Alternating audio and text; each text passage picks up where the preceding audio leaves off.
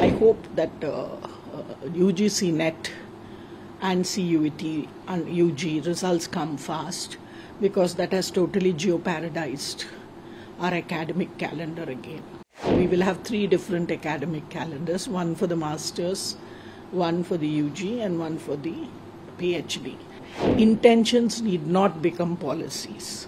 Only thing is, we are democratically discussing diverse views that are there on the campus so that we take an inclusive approach. There is no decision that has been taken so far. What are your expectations as an educator and as a Vice-Chancellor of JNU? What are your expectations? I think I have great expectations from this government, because both the Prime Minister and the Finance Minister have the stress on entrepreneurship, innovation, invention and inclusivity, which has been a priority. And if we want these to happen, because education will become the most important factor in us becoming a knowledge power. And if we want to become a knowledge power, the investment in education has to grow.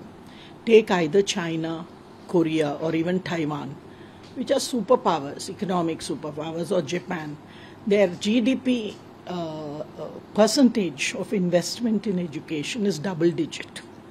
I think we have to move towards that if we really want to compete with these superpowers, because education becomes if you give the best education to all, then it makes a huge difference on the impact and the type of quality of graduates that we are able to bring in, who can compete not only nationally but internationally. Recently there was some reports that JNU wants to conduct its own PhD entrance exam, and moreover at present there is no announcement on because the NTA cancelled the previously held exam. So what is the update on that, and what are you expecting on this?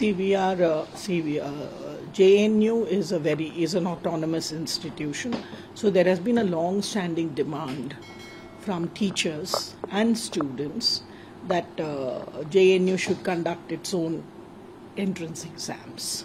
So the idea was put in by the different deans and others, and I told them that please come back with whatever suggestions you have, because conducting any entrance exam is not an easy affair. And we have had a break of nearly 7 years, and it also means that we have to look at different other things. And I hope that UGC NET and CUET UG results come fast, because that has totally jeopardized our academic calendar again. So we will have 3 different academic calendars, one for the masters, one for the UG and one for the PhD. And JNU is a bottom-up approach. So it is the chairpersons, the deans, who will decide how they will run these semesters. Ma'am, as JNU is planning to conduct or is trying to conduct separate PhD exams, is a similar thing being planned for CUET UG? No. See, we are not planning anything. See, just because suggestions come and certain groups give certain statements in the press, everybody is free in this country to express their views. So there is nothing concrete that has come in. Intentions need not become policies. Only thing is, we are democratically discussing diverse views that are there on the campus so that we take an inclusive approach. So let me tell you, there is no decision that has been taken so far. And what would be done for the academic calendars, because there will be disruption on that? I think the teachers will decide. There are chairpersons of each centers. They will decide how they will manage. And then the administration will put it to the academic council and pass it through the executive council. And recently JNU announced 3 new centers, and what was the vision behind them, and whether new courses will be announced? Can you give us more details about it?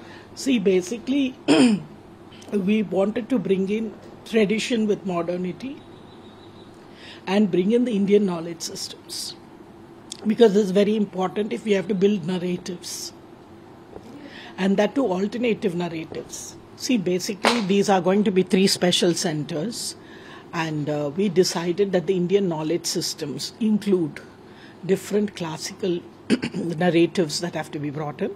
So this is an attempt to bring in tradition with modernity, like countries like China and India, which are called civilization states.